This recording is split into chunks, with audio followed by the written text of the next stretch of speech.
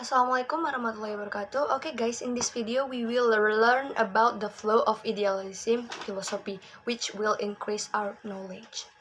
Sebelum kita masuk ke pembahasannya, ada baiknya jika kita terlebih dahulu mengetahui tentang apa itu filsafat idealisme. Kayak yang bisa kalian lihat di samping itu, idealisme adalah salah satu aliran filsafat pendidikan yang berpaham bahwa pengetahuan dan kebenaran tertinggi adalah ide. Jadi bisa kita simpulin kalau idealisme itu merupakan suatu aliran yang mengedepankan akal pikiran manusia. Jadi sesuatu itu bisa terwujud atas dasar pikiran manusia. Oke, next. Kita bakalan bahas lumayan banyak hal nih. Kalian bisa lihat pembahasannya di bawah ini. Atau di samping, atau di sini. Terserah sih. Well, ada beberapa jenis idealisme dan bakalan saya bahas di beberapa di video ini. Just like you know, we're playing with the time. Okay, straight. The first things we will discuss. Oke, pertama ada idealisme subjektif atau imaterialisme. Menurut Berkeley nih ya, seorang idealis subjektif pendirian bahwa akal, jiwa, dan persepsi-persepsinya atau ide-idenya itu merupakan segala hal yang ada. Objek pengalaman bukan benda material, objek pengalaman adalah persepsi. For next ada idealisme objektif Plato. Plato menamakan realitas yang fundamental dengan nama ide.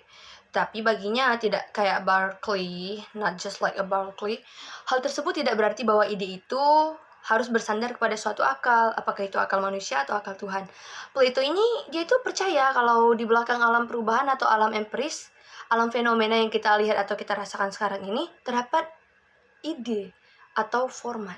For the last, ada idealisme personal. Personalis muncul sebagai protes terhadap materialisme mekanik dan idealisme monistik.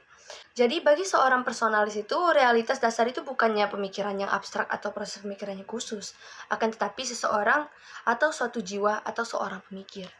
So, itu tadi pembahasan tentang jenis-jenis idealisme. Selanjutnya kita bakalan bahas tentang tokoh-tokoh idealisme. At first, we have Plato again. Menurutnya, kebaikan merupakan hakikat tertinggi dalam mencari kebenaran. Tugas ide adalah memimpin budi manusia dalam menjadi contoh bagi pengalaman.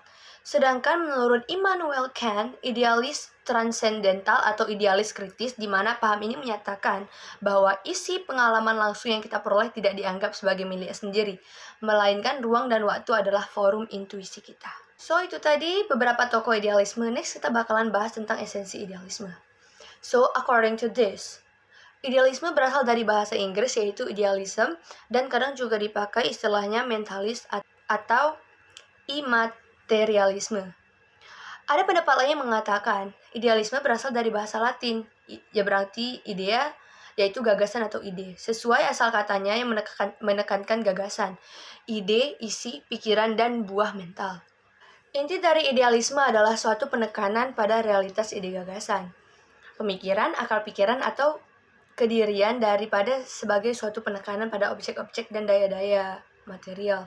Idealisme menekankan akal pikir atau mind sebagai hal dasar atau lebih dulu ada bagi materi dan bahkan menganggap bahwa akal pikir adalah sesuatu yang nyata.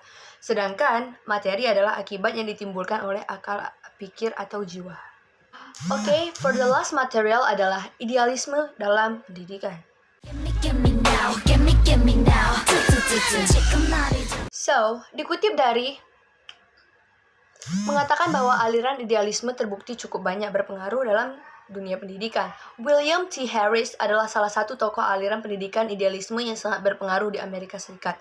Idealisme terpusat tentang keberadaan sekolah. Aliran inilah satu-satunya melakukan oposisi secara fundamental terhadap naturalisme. Pendidikan harus terus eksis sebagai lembaga untuk proses permasyarakatan manusia sebagai kebutuhan spiritual dan tidak sekedar kebutuhan alam semesta. Oke, sedangkan tujuan pendidikan idealisme bagi kehidupan sosial adalah perlunya persaudaraan antara manusia. Sedangkan tujuan secara sintesis dimaksudkan sebagai gabungan antara tujuan individual dengan sosial sekaligus, yang juga terekspresikan dalam kehidupan yang berkaitan dengan Tuhan. So, itu tadi di pembahasan tentang idealisme dalam dunia pendidikan. Hari ini kita udah bahas semua hal itu. Mungkin videonya cuma sampai sini. Makasih udah mampir. See you next time. Dimaksud